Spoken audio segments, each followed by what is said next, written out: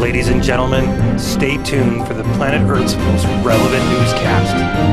Broadcasting from Sector 17G in the southwestern corner of the Milky Way galaxy, we present to you a program that is a strange combination of newsworthy and non-newsworthy. Funny at times and extremely non-funny at others. Ladies and gentlemen, Earthlings and Mooners, may we present to you Valemount Live.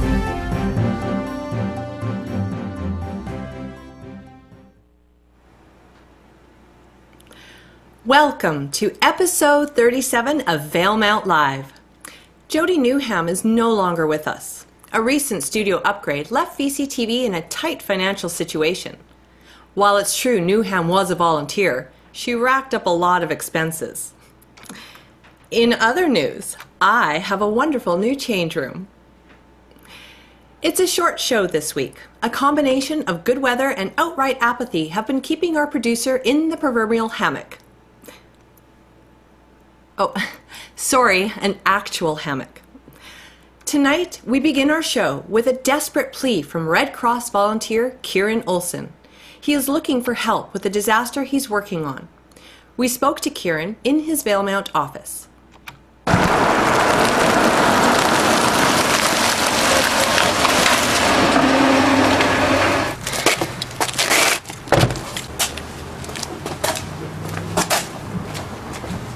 I'm in Valemount today trying to recruit some volunteers to join a disaster management team for the Red Cross. What exactly does the Red Cross do?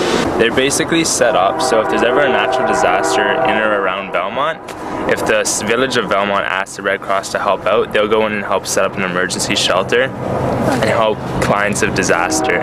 It could be through like giving them shelter, food, helping them contact their insurance company. So if a tsunami were to come through Valemount, exactly what would happen? Well, first it'd probably get a lot of attention for a tsunami coming through here, and then we'd come in and set up an emergency shelter and help victims of this tsunami. I'm involved with the organization. I'm actually a volunteer disaster management person in Prince George, and if there's ever a natural disaster in or around Prince George or any other region that they ask me to come help out. This is my summer job where I'm going around the north recruiting volunteers in different regions such as Valemount to join this disaster management team and other various volunteer opportunities in different regions.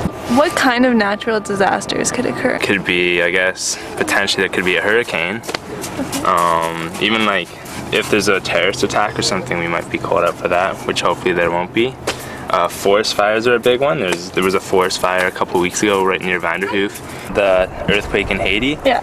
The Red Cross is over there and they're helping thousands of victims who otherwise might not have any help. They don't pick sides. All they do is want to preserve life pretty much. That's their main goal, and I'm ready for that. So I'm just wondering how the Red Cross differs from the Red Crescent. Just in some countries, the Red Cross is could be offensive to a religion or something, or it could be similar to the flag, so they use the Red Crescent to distinguish it from the country. What would you do if aliens invaded? If aliens invaded, I'd probably ask if I could go back with them on a UFO. I'm really interested in space travel. So you mentioned that you'd help in a terrorist attack. With the terrorists, well, I wouldn't say I'm really involved with them at all. What would happen if you were hiking up in a mountain and an earthquake came and took out the TV station and Swiss Bakery? I'd be pretty distressed. I don't know if I'd be able to do disaster management response here at the time, especially if the Swiss Bakery was gone and the TV station. But I'd definitely call the Red Cross and get them working on it. If you want to join up, you can contact me or call the Red Cross, or check out the Red Cross website online at redcross.ca. Where are you going now? I'm going to McBride. Why McBride? Because they have disasters too. Keep it real.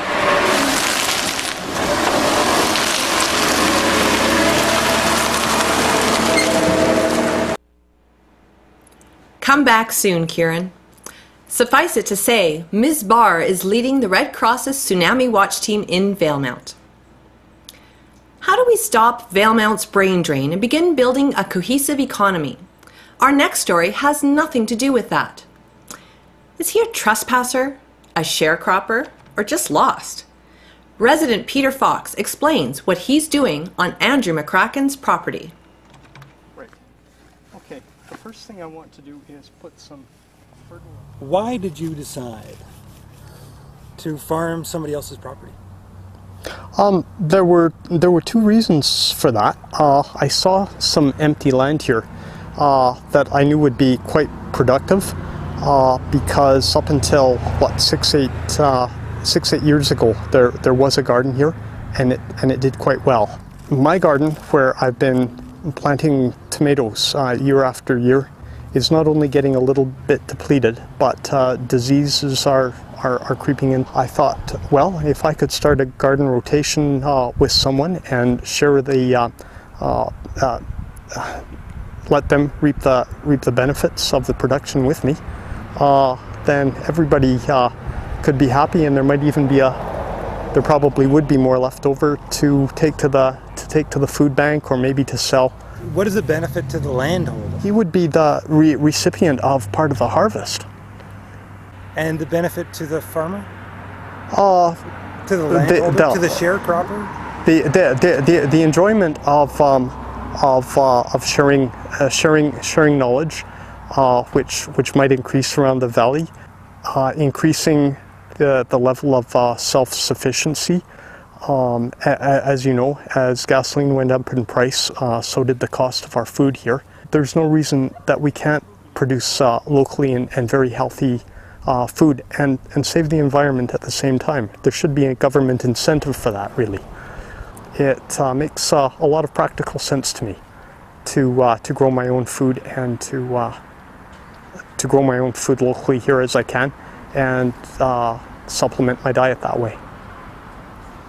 I enjoy the people that walk along Main Street, the tourists that are so interested in it. It's amazing. Maybe as people see this, there will be stronger interest in a community garden in Valemount. More and more people are talking about sustainability, food supply, and healthy living. I'm all for that. Just keep the wide brims off of my property.